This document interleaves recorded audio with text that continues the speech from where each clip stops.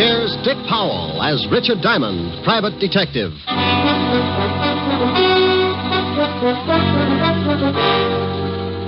Hello there, this is Diamond.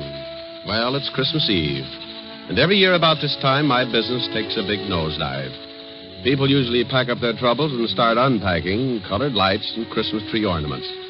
So tonight, instead of telling you about one of my hair-raising exploits, we're going to tell you a Christmas story. So with apologies to Mr. Charles Dickens, we'd like to bring you an adaptation of one of his most famous stories, A Christmas Carol. Now, I'd better explain something first. This version isn't exactly the way you've heard it many times before. Because of the particular type of characters I usually get mixed up with, this story is written to fit their talents and characteristics. Different from the Dickens original, certainly, but we feel that this story could easily happen today, anywhere. Like maybe right here in New York on a little side street just off the Bowery. So now I'd like to introduce our characters. Mr. Ebenezer Scrooge will be played by my good friend and guiding hand of the 5th Precinct Homicide Division, Lieutenant Walter Levinson. Walter? Otis. The character of Jacob Marley will be played by one of my dearest friends and constant companions. Otis, that's you. Huh? Oh, Sergeant Otis Loveloon. Loveloon. Walsh. Oh, sorry, Helen. Tiny Tim will be played by our corner newsboy. Johnny Rawlins. Tiny Tim's mother will be played by my red-headed gal friend. Helen Asher. The rest of the characters will be played by members of the 5th Precinct Police Station. Officer O'Reilly. Officer Lund. Officer Lefkowitz. Sergeant Miller. The music will be furnished by the 5th Precinct Police Band, directed by Patrolman Worth. And now, our version of the Christmas classic, Charles Dickens' A Christmas Carol.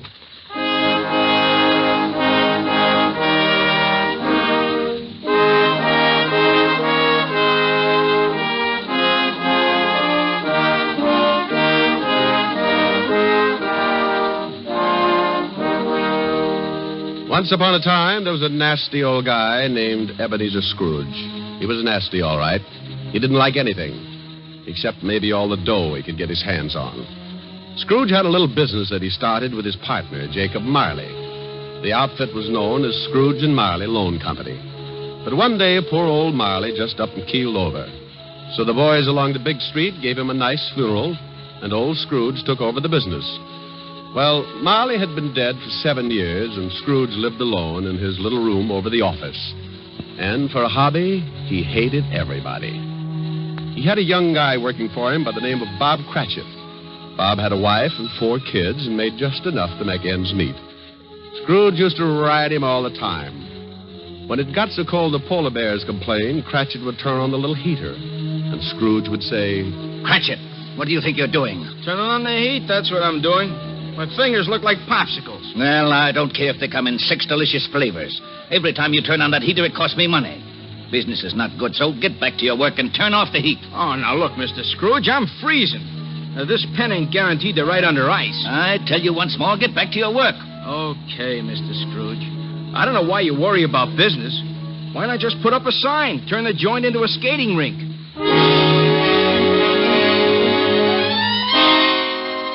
Well, this was no time for any decent guy to act like that.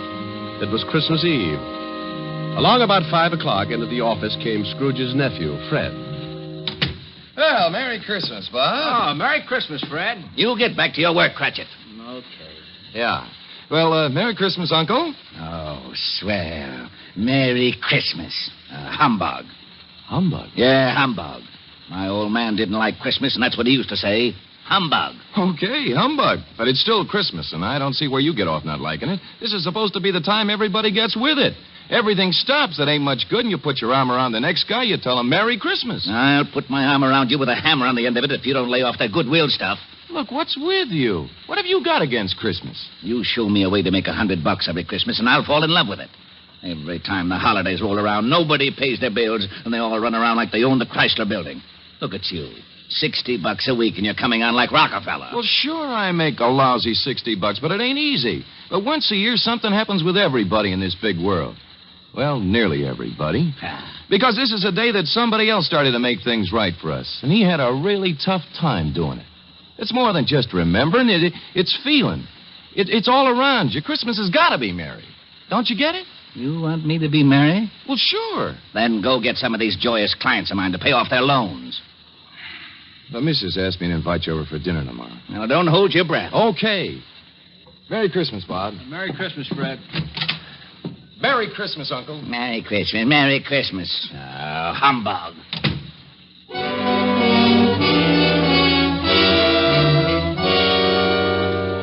Late that evening, Scrooge went upstairs to his room, the room where Jacob Marley used to stay. It was dark in the little hall, and when Scrooge reached for the door, he looked up at the big brass knocker and saw... Holy cow. I could have sworn that was old Jake's face in the knocker. I must be working too hard. So in he went. A little shaky after seeing Jake Marley's face, but he just passed it off his nerves. He closed the door and locked it, then went over and sat down in front of the fireplace. He got a fire going and started to relax.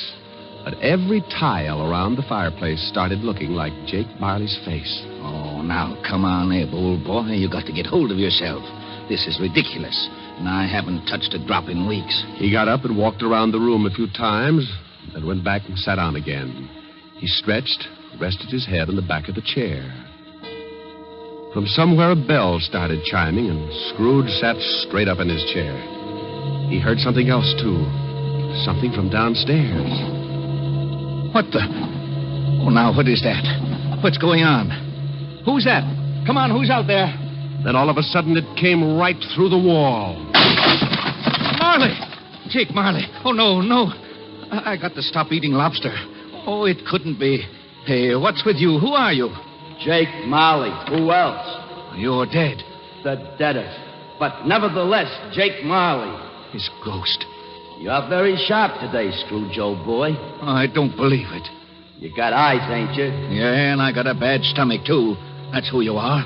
Nothing but a bad case of indigestion. You don't think I'm a ghost, huh? Okay, maybe a good scare will change your mind. Whoa! Oh, no. Stay away from me. I believe you. Sold on the idea? Yeah, but why do you got to come to see me? Regulations. Every man is supposed to live his life and help his buddies. If he don't do it while he's alive, then he's got to do it after he kicks off. Oh! Now, stop that. Hey, what's with all those chains and things you got wrapped around you? Oh, these? Well, this here chain is like my life. Each one of these links is something I did wrong. But why do you have to hold it around with you? Why don't you check it someplace? Scrooge, old boy, when we was in business together, I never took time out to do any good. I just kept making a buck and figured that was enough. Well, now I got to pay for it. I got to haul this chain around and try to make up for all the things I didn't do when I was alive. But why come to me? Because you're going to end up just like me unless we do something in a hurry. Now, I haven't got much time, so you better listen. No, I don't want to be like you. I'll listen. Okay. You're going to have 3 visitors. You're going to be haunted by 3 spirits. Oh, no. It's the only way you can keep from being like me. When you hear that bell strike 1, the first one will be here. Well, I got to be going. You won't see me again, but you remember what I told you. So long, Scrooge, old boy. Your goosebumps can relax now. After the ghost took off, Scrooge just refused to believe it. Nuts. It's ridiculous. Humbug. Then he climbed into the sack and was soon snoring up a storm. When Scrooge awoke, it was still dark, and the bell from the church on 53rd Street was striking 12. He laid awake listening and thinking to himself. Oh, just a dream. Ghosts. Bah. Finally, he dropped off again and slept for about an hour. Then the big bell struck 1. 1 o'clock and I don't see no ghost. I knew it was something I ate. Ah! All of a sudden, a big light flashed in the room. The first of the spirits stood before him. Oh, Jake was right. Are you the first spirit that Jake said would come to haunt me? Yeah, you know it. Well, who are you? Me? I'm the ghost of Christmas past. Yeah? How long past? Your past. Come on, we're going to take a walk. Oh, where are we going? Just relax. I'm running this tour. Oh, well, let me get my pants. You got 'em. Hey, they're on me.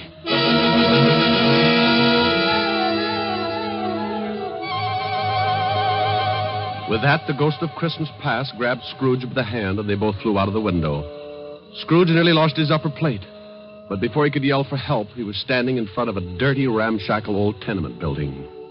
You know where you are? Sure, I know where I am.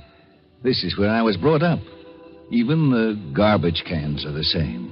You had a pretty tough time when you were a kid, didn't you? The toughest. I wasn't very big, and the rest of the kids in the neighborhood were. I had more black eyes than a crow. You want to go in? What for? To see your folks. My folks died a long time ago. They're in there now. Come on.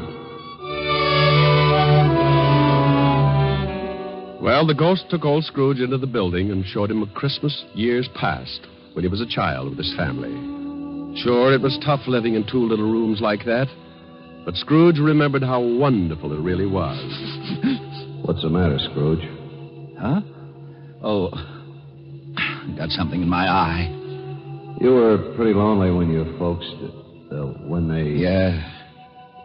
You know, there was a young kid that came around earlier this evening and sang some carols. I wish...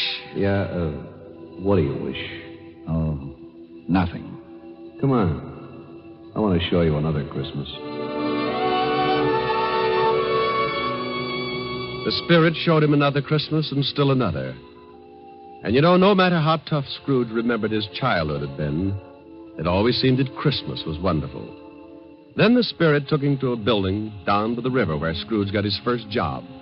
He went inside, and seated behind a desk, Scrooge spotted... Fezziwig.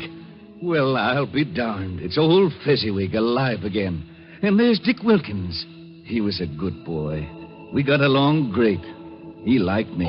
Okay, everybody, it's Christmas Eve. You can knock off and have yourself a good time. You better lock up, Dick. Sure, right away, Mr. Fezziwig. And don't look so unhappy, Ebenezer. It's Christmas. Come on home with me and tear into a big turkey. All locked up, Dick? Yes, sir. Ready, Ebenezer? Yes, sir. Okay, let's go and have Merry Christmas, you two. Yeah. Merry Christmas, Merry Mr. Christmas, Fezziwig. Mr. Fezziwig. Merry Christmas.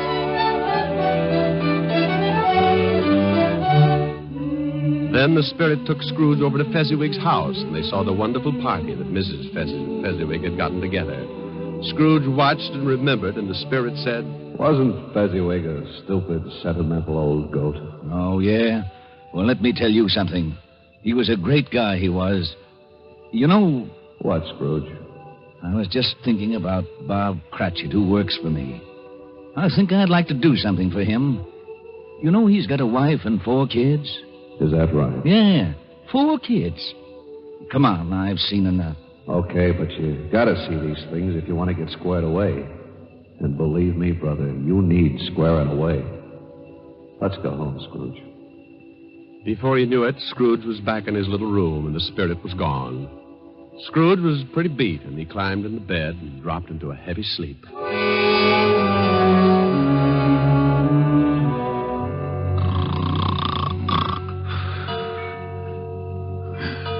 Huh? What's that? It's 2:00. Hey, that light in the other room. I got burglars. Hey, Scrooge. Scrooge, come on in. Who's that? What are you doing in the other room? Come on in. Take a look. It's pretty nifty. Hey, what is this? What have you done to the room? It looks like Macy's window. Where'd you get all the holly and the mistletoe? And how'd you get it in here? You like it? Oh, for Pete's sake, a Christmas tree. Who are you? The ghost of Christmas present. Now, don't tell me you don't like the way I fix things up. I work pretty hard. Oh, the second ghost. Okay, take me wherever you want to go, but believe me, the next time I try the train. Come on, let's go.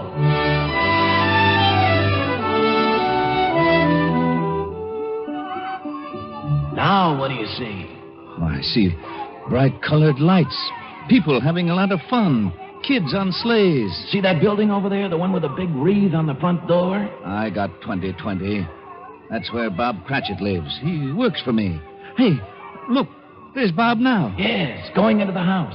Up all those stairs to the 5th floor. And he's got his little boy on his back. Tiny Tim. Yeah, got polio last summer. Pretty sick little boy. I know. Bob said he'd need a lot of care if he was ever going to walk again. Let's take a peek. Hi. Hello, honey. You and Tim have a good time? Best. Didn't we, Tim? Yeah, Dad. We watched all the kids on the block on their sleds. Mom, will I ever be able to ride a sled? Of course, Tim. Won't he, dear? Sure thing, Roughneck. Next Christmas, you'll be out there doing belly whoppers with the rest of them. Dad, what's the matter? Your eyes are all wet. Nothing, Tim. I just got some snow in them. Want some dinner, Tim? Oh, Mom, stew for Christmas? I'm sorry, Tim. Oh, that's okay, Mom. I like stew. Bob, will you please say grace? Can I say something first, Mom? Of course, Tim. What would you like to say? God bless us. Everyone.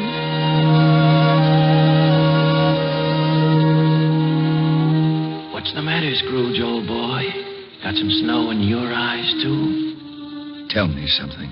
Sure, if I can. What about Tiny Tim? Oh, can't say for sure. But if his old man makes enough money next year to get the right doctors, little Tim will get along just fine. But times are tough, aren't they, Scrooge? Yeah. Now the spirit of Christmas present took Scrooge to many places and showed him a lot of happiness and a lot of misery. And finally, back to his little room, and the spirit was gone. Oh, I don't know whether I can take much more of this.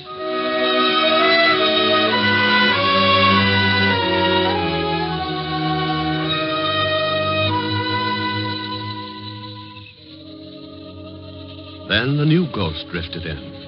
This was the worst yet. He was really done up for haunting. He was all dressed in black with one arm sticking out and pointing right at poor old Scrooge. This was the last one of the spirits. Scrooge's knees sounded like castanets on a reducing machine. Okay. You don't have to tell me. You're the ghost of the Christmas that hasn't come yet. You I'm really scared of. The ghost took off with Scrooge right after him. The city disappeared, and Scrooge found himself in the outskirts of town, standing in the graveyard. The night was howling like it was mad. And as Scrooge looked down, he saw... Hey, what's this? What's this stone? The black spirit stood still and pointed, so Scrooge leaned down and pulled away the bushes and saw it was a tombstone. Well, there's a name here. Ebenezer Scrooge. Oh, no. Look, not this. Believe me, I don't want this. I know I've done wrong, but I'm not kidding. I really know what Christmas means. It doesn't mean just today or tomorrow. It's every day of your life. I swear I'll do better. Only take me away from this. Let me try. Let me try to make Christmas right for me and everybody else. Please don't let this happen. Give me another chance. Well, don't just stand there. Put your arm back in. You'll catch cold. Well, say something. Suddenly, Scrooge dropped to his knees and reached out for the spirit. But something happened. The spirit started to shrink. Then it collapsed. And when Scrooge looked up... What the... My bedpost. My own bedpost. I'm home. Oh, thank goodness. I lived the past and the present and the future, and now I'm home. Hallelujah. Spirits, wherever you are, believe me. From now on, things are going to be different. Oh, yeah. And thanks. Paper! Morning, paper! Hey, boy. Yeah? What day is this? It's Christmas. What's with you? Christmas. Oh, boy, I haven't missed it. The spooks did it all in one night. Boy. Yeah? Oh, it's you, Mr. Scrooge. How many papers have you got? I don't know. Why? Well, here's $5. Throw them away and go have yourself a Merry Christmas. Gee, thanks, Mr. Scrooge. And a Merry Christmas to you. Hey, boy, say that again. Thanks? No, the other. You mean Merry Christmas? Yeah, that's it. Merry Christmas.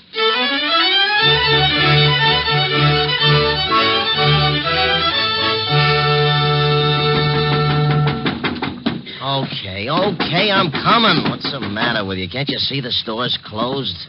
Look, mister, this is... Ebenezer Scrooge. Merry Christmas, Barney. Huh? Hey, you been drinking? Not a drop. Well, what's the matter with you? Ain't you going to wish me a Merry Christmas? Sure. Come on in. Wife's upstairs with her mother, but I got a bottle in the back. I think maybe you better have something strong. Look, your grocery store's closed, but you could still sell me a turkey, couldn't you? Well, I don't know. Oh, you got a couple? They'll just go to waste. What do you want a turkey for? You've been eating at the automat every Christmas for the last 7 years. Oh, it's not for me. But nevertheless, I have been invited to my nephew Fred's house for a Christmas dinner. Well, then who's the bird for? Bob Cratchit. You know, the young guy that works for me. Oh, yeah. How much you going to charge him? Here's $20. That ought to be enough for the bird. No. It ain't worth that much. You sure you ain't been into something? Well, if it's too much, give the rest to your kid and have him deliver the turkey to Cratchit's house. Huh? Here's the address, and don't tell Cratchit who sent the thing, okay? Okay. Merry Christmas, Barney. Yeah. Merry Christmas.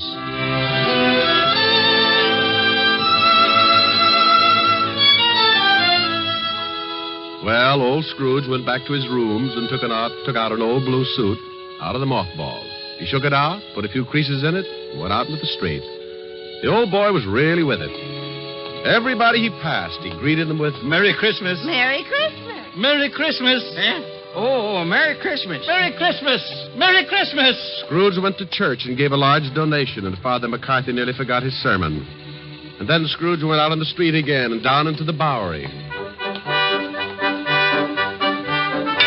Oh, God bless you, sir, and a Merry Christmas. Isn't it, though? He kept walking and having a great time. Later that afternoon, he arrived at his nephew's house. Well, what the... Merry Christmas, Fred. I've come to dinner. Oh, my gosh. Here, I brought you some presents. Oh, my gosh. Now, don't thank me. It's Christmas, remember? Oh, my gosh.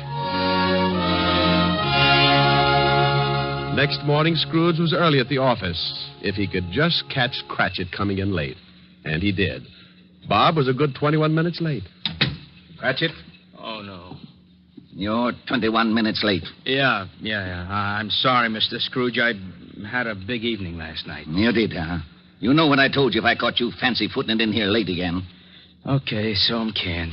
You think you got it coming? Oh, I'm too tired to argue, Mr. Scrooge. Jobs are tough enough, and I hate to lose this one, but I'm just too tired. A raise would help, huh?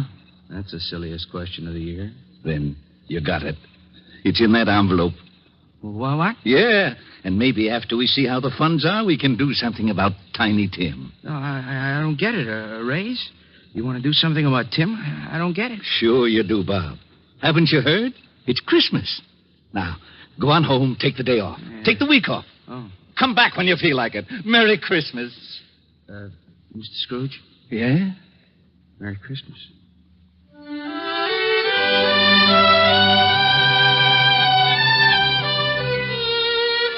And Scrooge really did it.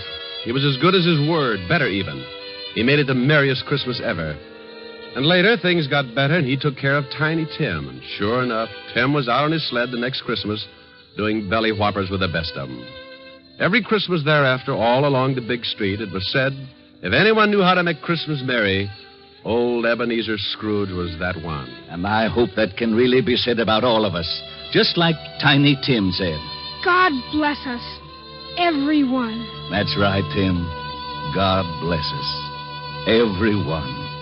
Merry Christmas. God bless everyone.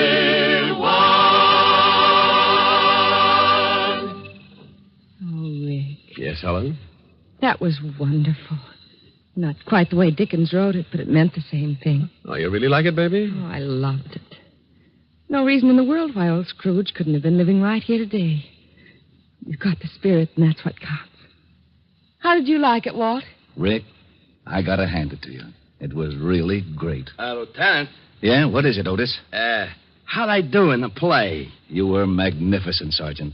You know, I'll bet if I studied for a couple of weeks, I'd get me a part on Broadway. To be or not to be. That's the question. Oh, no. Now, Walt, leave him alone. Oh, sure. Monsieur Otis. Huh? Wouldst thou accompany me over to the punch bowl for a short flagon of nectar? Sure, I would. See you later, Helen. Rick? Yeah. Come on, Barrymore. Let's see if the punch bowl fits your head. Oh, aren't they lovely? You want something to eat? Hey, wait a minute. What's the matter? Listen. They're out here by this window. Come on, let's go listen. Yuletide carol, fa la la la la la la la. See the blazing Yuletide forest, fa la la la la la la la. Strike the harp and join the chorus, fa la la la la la la la. Follow me in merry measure, fa la la la la la la la. While I tell of Yuletide treasure, fa la la la la la la la. Oh, wasn't that wonderful, Rick? It sure was. Rick, sing something with them. Oh, no, honey, I don't want to louse up the act. Please, Rick, come on. All right. I tell you what I'll do. Everybody usually sings Christmas songs about snow. I'm going to sing one about sunshine. It's called Mele Kalikimaka. Mele Kalikimaka? Well, it means Merry Christmas in Hawaiian. In Hawaiian? Sure. It's a brand new song. They love it over there, and we'll love it here.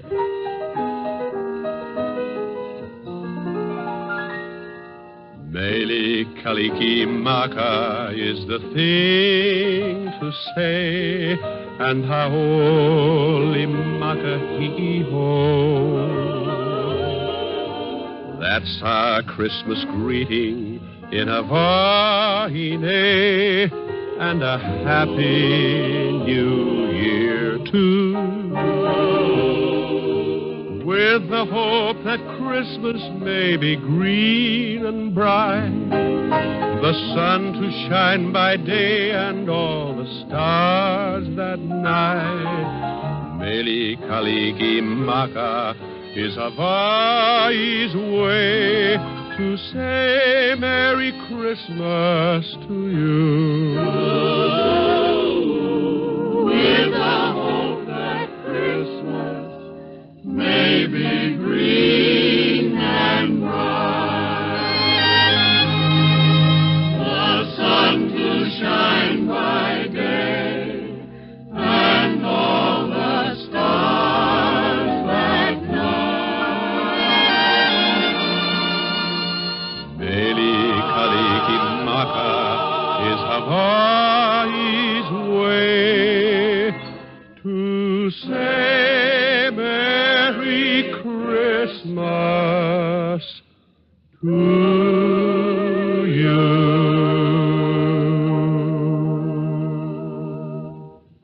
Rick, Merry Christmas. Yes. And a Merry Christmas to everybody.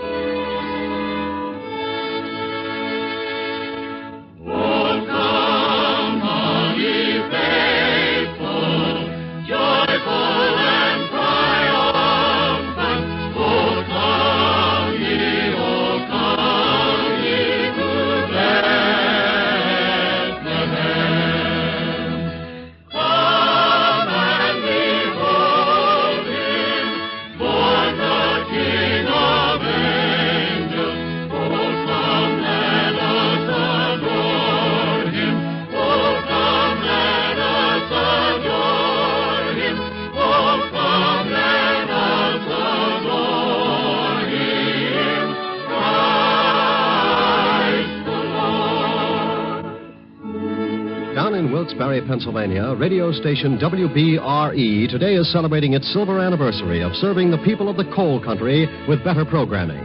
From all of us in Hollywood, congratulations to NBC affiliate WBRE on 25 years of broadcasting and best wishes for another 25. Dick Powell as Richard Diamond, private detective, will return to the air at a new day and time, Sunday, January 15th. Till then, this is Eddie King relaying our best wishes for the holiday season. Now hear Home for Christmas and Hopalong Cassidy on NBC.